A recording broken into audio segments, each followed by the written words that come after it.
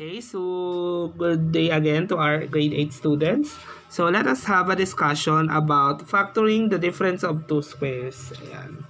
So last time we have discussed about factoring PST. Okay, so but for now, let us focus on the difference of two squares. So how do we factor the difference of two squares?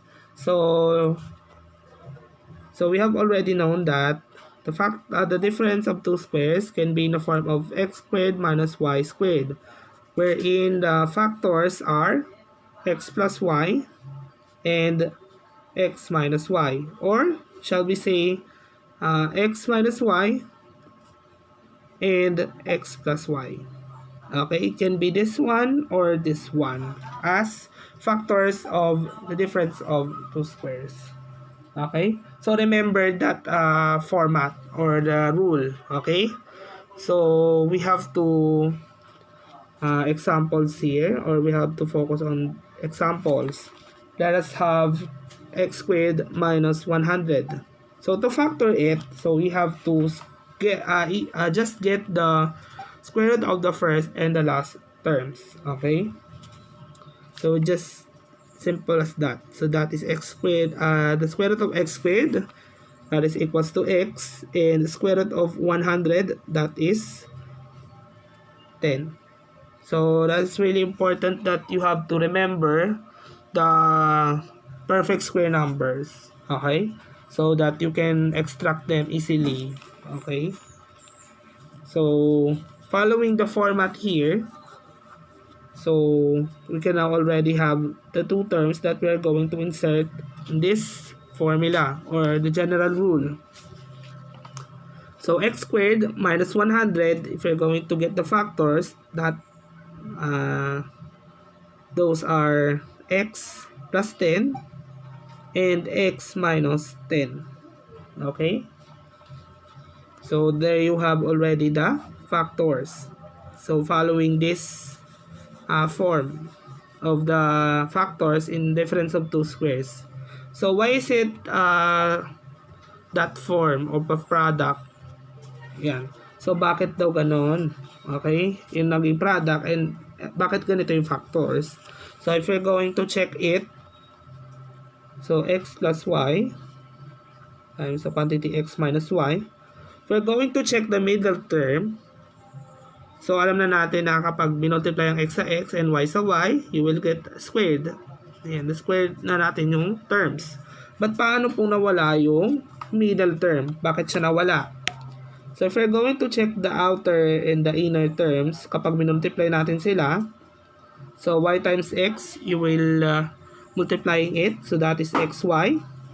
Then x times negative y, so that is negative xy.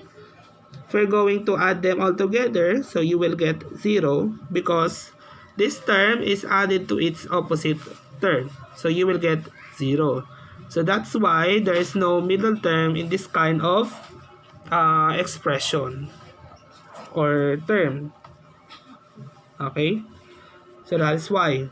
So that is how you're going to factor difference of two squares. So following this kind of format or the rule. Okay, so another example we have, we're going to factor out 9y squared minus 36z squared.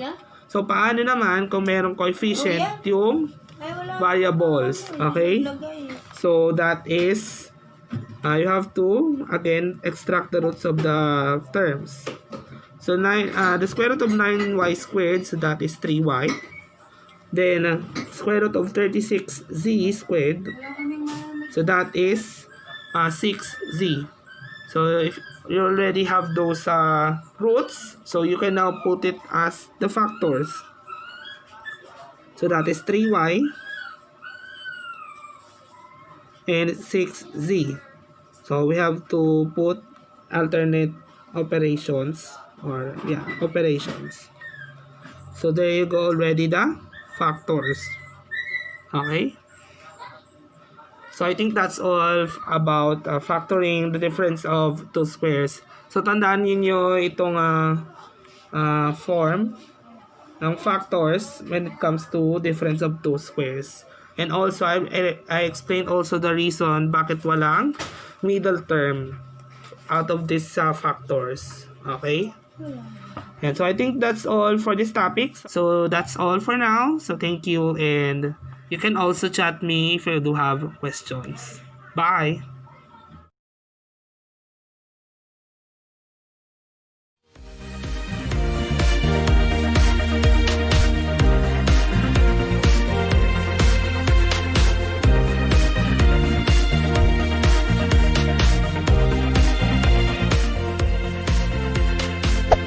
Hey there.